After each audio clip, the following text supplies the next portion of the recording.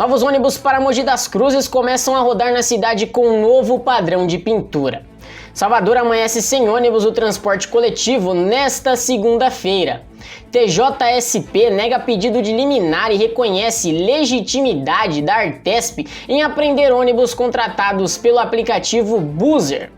Covas propõe 298 milhões para implantar novos corredores de ônibus e trechos de BRT em 2022. Caio Induscar exporta para o Chile 3 unidades da nova geração do F2400. Esses são os detalhes e os destaques do App News desta segunda-feira.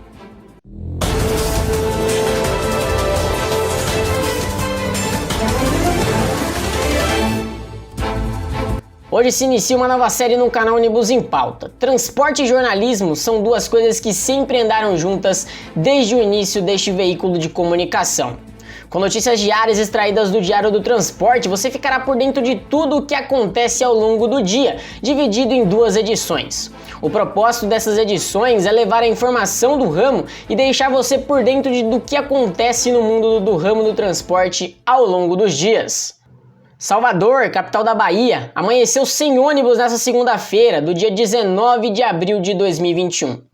A operação foi suspensa como um protesto organizado pelo Sindicato dos Rodoviários. Os coletivos voltaram a circular por volta das 8 horas da manhã, como era previsto. Na sexta-feira, do dia 16, os trabalhadores do sistema de transporte de Salvador também realizaram um protesto e bloquearam as vias da região da Lapa. A reivindicação da categoria é para que os cerca de 1.000 trabalhadores que assinaram contratos com as empresas de ônibus passem a atuar. As viações dizem que no momento não há condições de colocar essa mão de obra em operação. Além disso, os rodoviários reclamam do pagamento das verbas rescisórias dos trabalhadores que atuavam na concessionária Salvador Norte, a CSN, e pedem ainda serem incluídos como prioritários na vacinação contra o Covid-19. A CEMOB, Secretaria de Mobilidade da capital, tão logo a greve foi divulgada, informou as montagens de um esquema de transporte complementar durante a paralisação. Assim, os ônibus da CETEC, o subsistema de transporte complementar, ou os amarelinhos como são chamados, vão atender os principais corredores do transporte coletivo da região. Segundo a prefeitura, 207 ônibus amarelinhos vão operar nas linhas de maior fluxo. Destes, 53 vão atender as linhas do subúrbio, 93 estarão na linha do miolo e 61 na região da Orla. O juiz Otávio Otoichi Tokuda, da 10ª Vara da Fazenda Pública, negou um mandato de segurança movido por Kleber Gomes do Nascimento, que contestava a legitimidade das agências reguladoras de apreender ônibus cujas viagens foram compradas pelos passageiros por meio do aplicativo Buzzer. A ação contra o diretor da Artesp, agência reguladora dos serviços públicos delegados do transporte do estado de São Paulo, pedia liminar que obrigasse, entre aspas, a autoridade impetrada a se abster de praticar atos que restringam as viagens contratadas pela plataforma de transporte Buzzer, fecha aspas. O magistrado, porém, em sua decisão entendeu que as agências reguladoras têm sim o poder de polícia para impedir viagens que, dentro de seus regulamentos, possam ser classificadas como transporte irregular ou clandestino de passageiros. Abre aspas. Tais atuações, em princípio, são lavradas no regular exercício do poder de polícia, atribuído à agência reguladora de transporte, não havendo ilegalidade na remoção dos veículos utilizados no transporte irregular / clandestino de passageiros, fecha aspas, diz o trecho aí da decisão. Ainda de acordo com a decisão, apreensões de ônibus intermediados pela Buzzer por agências como a NTT, que é a Agência Nacional de Transportes Terrestres, não ocorreram por conta da contratação ser por aplicativos, mas porque as viagens não seguiam as regras de fretamento e por irregularidade nos veículos. A cidade de São Paulo deve contar em 2022 com quase 300 milhões de implantação de novos corredores de ônibus e de trechos de BRT. A previsão consta no projeto de lei de diretrizes orçamentais PL 236/21 enviado pela gestão do prefeito Bruno Covas à Câmara Municipal de São Paulo, cuja publicação oficial ocorreu no sábado, dia 17 de abril de 2021.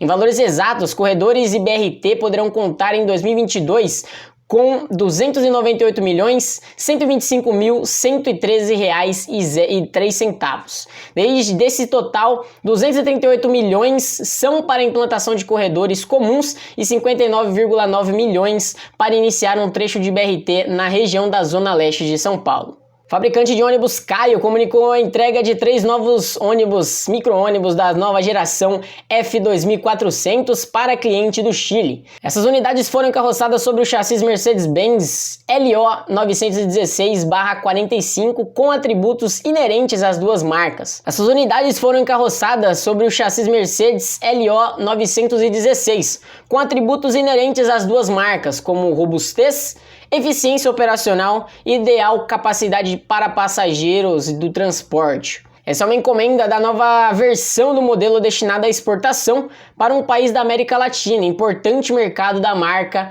para a presença global.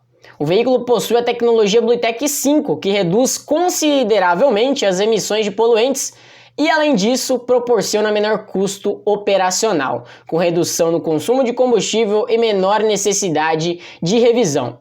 O F2400 passou por mudanças em seu design no segundo semestre de 2020, com alterações na dianteira, como tornou-se conhecido como New Face. O veículo traz visual geométrico, tendência nos veículos de passeio, com design sofisticado e moderno, com ângulos marcados e harmônicos.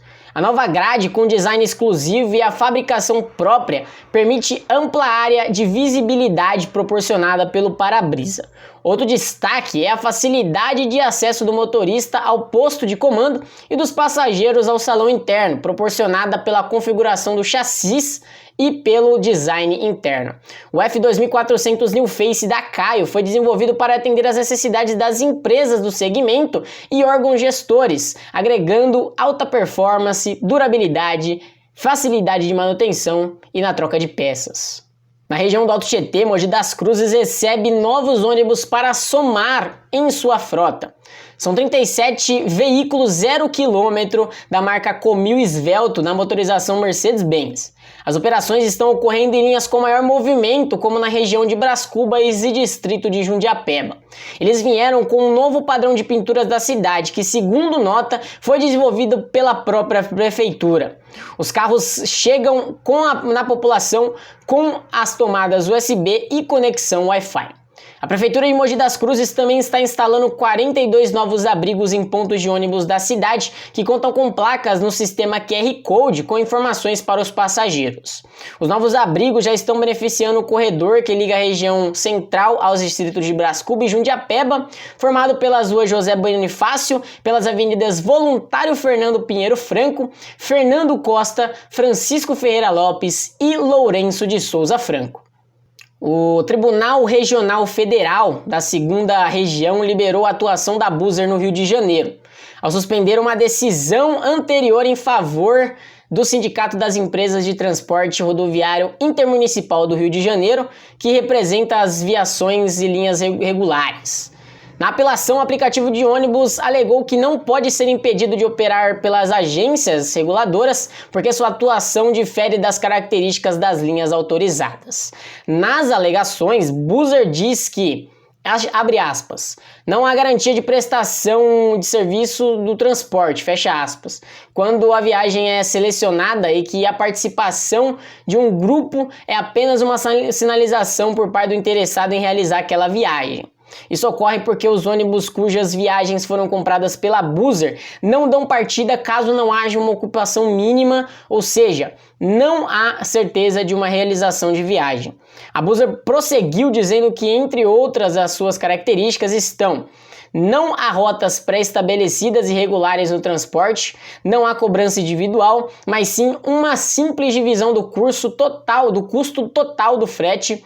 E as empresas do fretamento não utilizam terminais de passageiros e os fretamentos contratados pela plataforma da Buser não são abertos indistintamente a toda a população. Já o Sindicato das Viações sustentou que os modelos da Buser têm características semelhantes aos serviços de transporte regular interestadual de passageiros, mas sem os mesmos encargos. A Buser também só opera em trechos lucrativos, prosseguiram as aviações. O abraço do dia vai ficar para a cidade de Igaratá, que completa 156 anos na data de hoje.